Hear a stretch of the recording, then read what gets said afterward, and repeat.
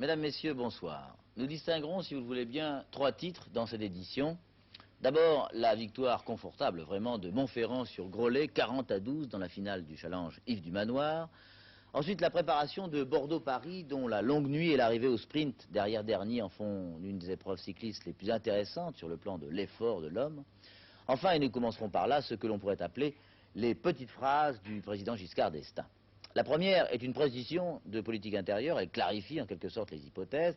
Le président a dit « J'irai jusqu'au bout de mon mandat présidentiel », sous-entendu 1980, même si les élections générales de 78 amènent au pouvoir une majorité de gauche. À première vue, M. Giscard d'Estaing écarte toute idée de crise constitutionnelle, du moins de son fait.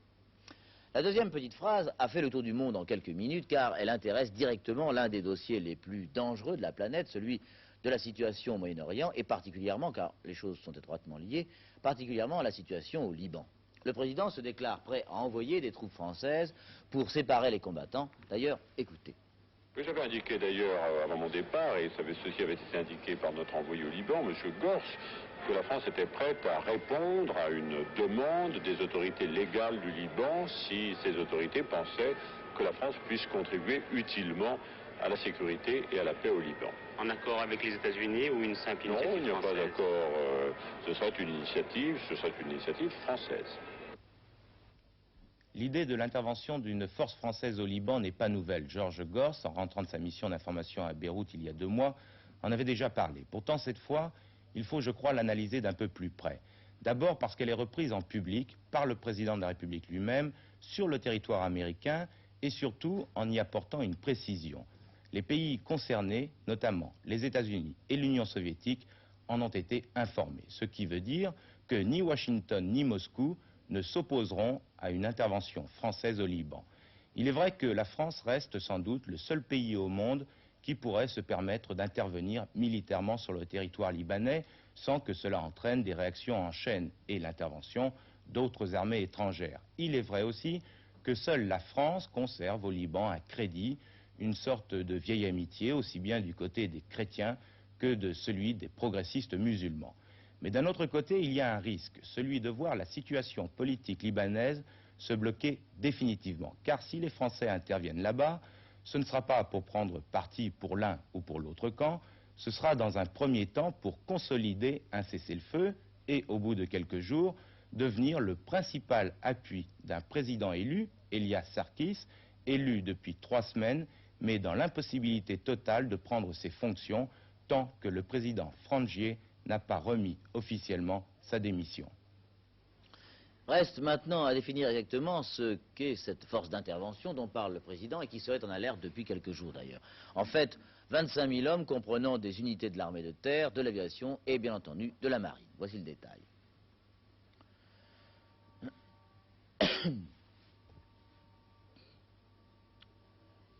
Les forces d'intervention, dont certains éléments pourraient être engagés au Liban, sont composées essentiellement de la 11e division de parachutistes basée à Pau. Elle est particulièrement bien entraînée pour ce genre de mission, ainsi que la 9e division d'infanterie de marine cantonnée à Rennes. Actuellement, et cela a été confirmé, aucun des régiments concernés n'est réellement en état d'alerte. Aucune consigne spéciale ne leur a été donnée et les états-majors déclarent n'avoir reçu aucun ordre pour un déplacement au Proche-Orient. Cependant, il est bien évident que ces troupes sont toujours prêtes à intervenir sur n'importe quel théâtre d'opération extérieure, puisque c'est justement leur mission. En ce qui concerne les forces navales, et en particulier l'escadre de la Méditerranée, pas de consigne spéciale là non plus. Cependant, il faut noter que l'escadre a été il y a quelques jours seulement renforcée à la demande du président de la République, avec en particulier le transfert à Toulon du porte-avions Clémenceau que vous voyez sur ces images. Cette modification de la stratégie navale de la France est justifiée par la tension persistante au Liban et dans tout le Proche-Orient. En cas de nécessité, plusieurs autres unités de la Marine nationale pourraient également intervenir dans des délais très courts.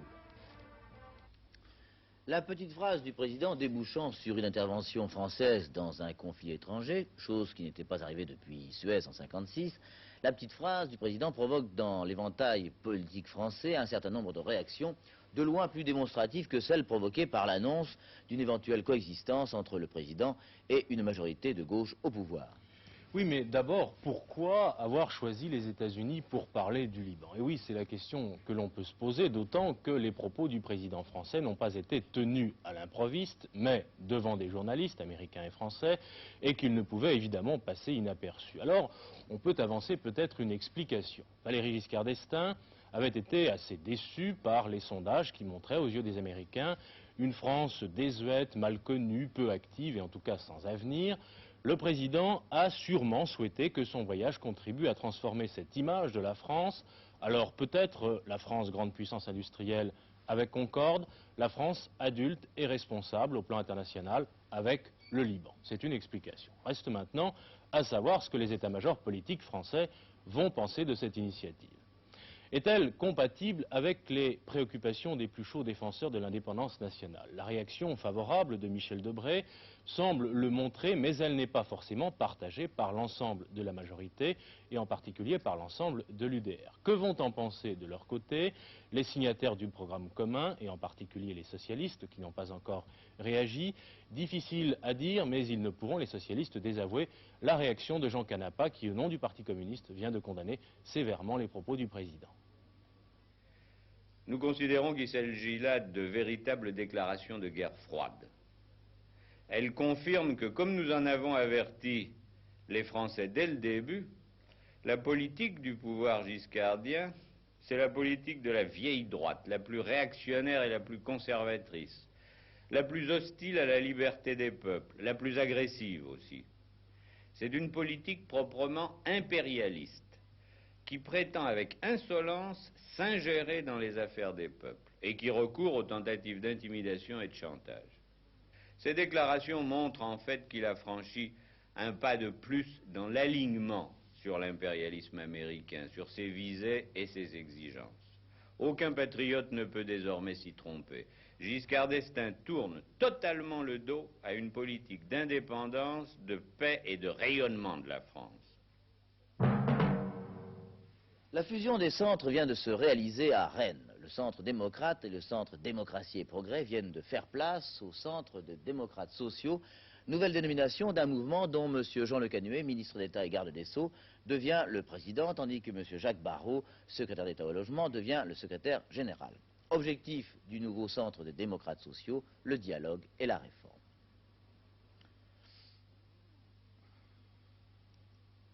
Monsieur Barrot, que veulent être exactement les démocrates sociaux? À Rennes, les démocrates sociaux ont cherché à se donner une image très claire. Ils se veulent aux avant-postes de la réforme d'abord, parce que pour eux, c'est la justice sociale qui évitera à ce pays les bouleversements et l'aventure. Ils se sont voulus aussi aux avant-postes du dialogue, parce qu'ils ne veulent pas accepter une France qui serait coupée en deux. Est-ce que vous ne craignez pas que votre électorat file vers les socialistes? Mais les socialistes, où en sont-ils? Actuellement, ils sont en train de descendre le rideau de fer du programme commun dans nos communes, précisément là où il faudrait éviter d'avoir obligatoirement une estampille politique pour entrer dans un conseil municipal. C'est tellement plus sympathique d'avoir des gens de tous horizons, de tous milieux professionnels, pour essayer de bâtir ensemble la vie de la cité. Vos orateurs ont tous réclamé le retour au scrutin proportionnel. Est-ce que vous croyez vraiment l'obtenir avant les élections? C'est vrai, le Congrès des démocrates sociaux a souhaité que l'on ouvre le dossier des institutions pour tirer les leçons d'une vie majoritaire qui a apporté des éléments positifs, mais qui, sans doute, mérite aujourd'hui certains assouplissements. Mais faut-il changer la règle du jeu avant le match? Nous risquerions d'être accusés de manipulation. Alors, au-delà de ce dossier qu'il faut réouvrir, aujourd'hui à Rennes, les démocrates sociaux ont posé des objectifs qui, en tout état de cause, iront jusque et par-delà les élections pour affirmer que ce pays doit être gouverné au centre et qu'il y a pour cela de vrais centristes. Des centaines et des centaines de poissons sont morts cette nuit et ce matin dans la Seine. Les enquêtes, pour l'instant, n'ont pas permis d'affirmer qu'il s'agissait de pollution industrielle. Au contraire, on pense que cette hécatombe a une triple cause que je qualifierais de naturelle. D'abord, la période de sécheresse que nous venons de vivre. Ensuite, la température de la Seine, 19 degrés, c'est trop chaud. 19 degrés, on ne le croirait pas, mais ce sont des mesures sérieuses. Et enfin, la troisième raison serait l'afflux du ruissellement d'eau usée provenant des pluies de ces dernières 48 heures. Cette perte de poissons reste tout à fait minime par rapport aux dégâts dont on commence à faire le bilan du côté de la Corogne, ce port espagnol, dans lequel est venu se crever littéralement un pétrolier dont les soutes continuent d'exhaler des masses de pétrole. La Corogne est une ville de 200 000 habitants à vocation nettement touristique. L'été, ses nombreux hôtels sont complets et refusent même du monde chaque soir de la pleine saison. La marée noire étant passée par là cette année, il n'en sera sans doute pas de même. Dès à présent, bon nombre d'estivants annulent leurs réservations et d'autres qui les envisageaient choisiront vraisemblablement des lieux plus accueillants pour se dorer au soleil. Ça va être catastrophique parce que depuis très longtemps, depuis un mois ou plus que ça, on a beaucoup de touristes et puis j'ai l'impression qu'ils ne vont pas venir après cet incident. Parce que les plages sont tous complètement noires et ça c'est une chose qui va rester en longtemps à nettoyer tout ça, n'est-ce pas? Quels sont les touristes qui viennent dans cette région? C'est des touristes espagnols, on n'y compte pas beaucoup sur les touristes étrangers ici dans cette région. Et vous pensez que cette année ils ne viendront pas, les Espagnols? Ah, moi je ne pense pas, non, je crois pas. Et il y a à peu près 4 ans qu'il y a eu un accident à peu près pareil et puis il y a eu de drames à ce sujet. La côte de Galice est également un centre de pêche important. Pour l'instant, le poisson n'est pas trop inquiété, les nappes de pétrole ne sont pas étendues trop loin au large et il reste encore bien de la place en mer pour accueillir la faune réfugiée. Par contre, les coquillages sont eux cruellement touchés. Les quelques huîtres, frères, palourdes et bigorneaux qui avaient résisté au mazout auront péri sous les détergents destinés à le combattre, ce qui prive de ressources de 800 à 1000 personnes. Ce monsieur, par exemple, est conchiliculteur. Nous l'avons rencontré effondré devant son parc et il m'a tendu un papier sur lequel il venait de calculer l'étendue du désastre. Sur les 5 parcs cultivés, ici, il y a une production de 80 millions de pesettes chaque année, et vous pensez que tout est perdu? Las autoridades deben de poner de su parte todos los medios para que esta situación desaparezca. Voilà, il faut faire quelque chose. Si esto no se remedia en pocos días, será pérdida total. Si rien n'est fait en peu de temps, tout est perdu. Oui, mais que faire sinon indemniser les conchiliculteurs? Et le pétrolier dans tout ça? Eh bien, on ne sait plus exactement ce qu'il contient encore. Les pessimistes disent que 100 000 tonnes de brut sont déjà parties sur la mer. D'autres pensent qu'il reste encore au moins 60 000 tonnes à bord, soit la moitié de la cargaison initiale. Quoi qu'il en soit, le pétrole coule toujours à flot dans la mer, ce qui mettra tout le monde d'accord quand il n'en restera plus une goutte sur le navire, d'ailleurs partiellement coupé en deux. Qu'a-t-on fait depuis mercredi, jour de la catastrophe, soit une semaine?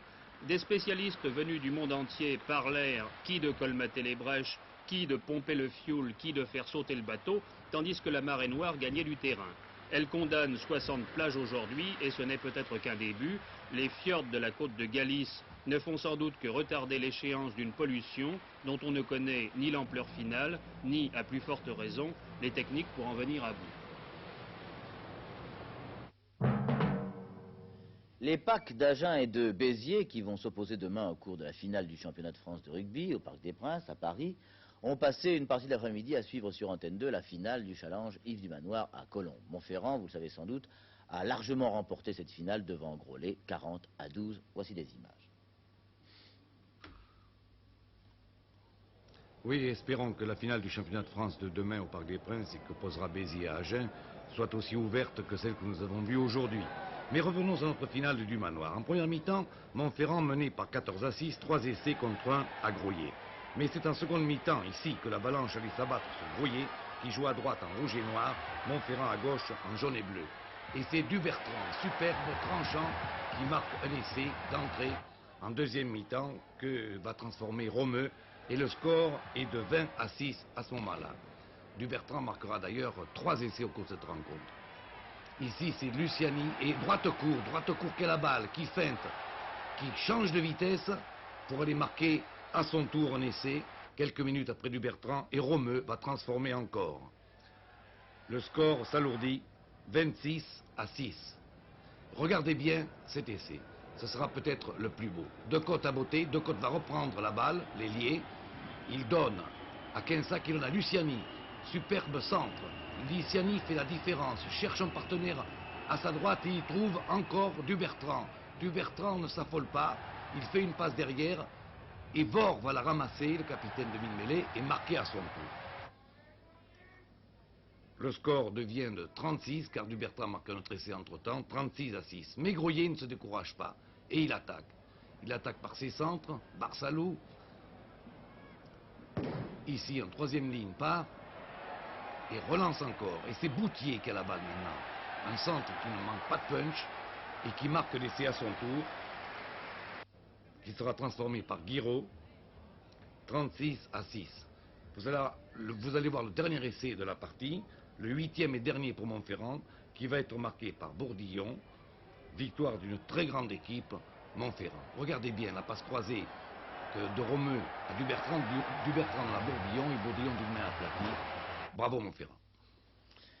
La cuvée 76 de Bordeaux-Paris, si tant est qu'on puisse d'ailleurs assimiler l'image d'un tonneau à celle d'un coureur cycliste, le Bordeaux-Paris 76 donc va sans doute être quelque peu différent de ses précédents. D'abord parce qu'il marque la volonté de revivre de cette épreuve difficile, particulièrement difficile, et qui était quelque peu délaissée au fil des années. Ensuite, et parce que surtout les vieux derniers vont être remplacés par des motos beaucoup plus nerveuses qui vont sans doute accélérer le rythme de la course. Nous traversons actuellement Tours. Deux hommes sont détachés depuis pas mal de temps déjà. Il s'agit de Delépine numéro 2 et Van Springel numéro 1. Bordeaux-Paris, c'est encore de nos jours la course cycliste qui frappe l'imagination. 570 km, 15 heures sur un vélo, ce n'est pas commun. Mais ce qui surprend davantage peut-être, c'est de voir une poignée de coureurs pédaler à 60 de moyenne pendant des heures et des heures derrière des motocyclettes. Durant près de 40 ans, ces engins d'un autre âge, montés par des hommes d'un autre âge aussi, ont contribué à faire l'histoire et la légende de Bordeaux-Paris. Mais cette année, les fameux derniers ont été remplacés par des machines modernes.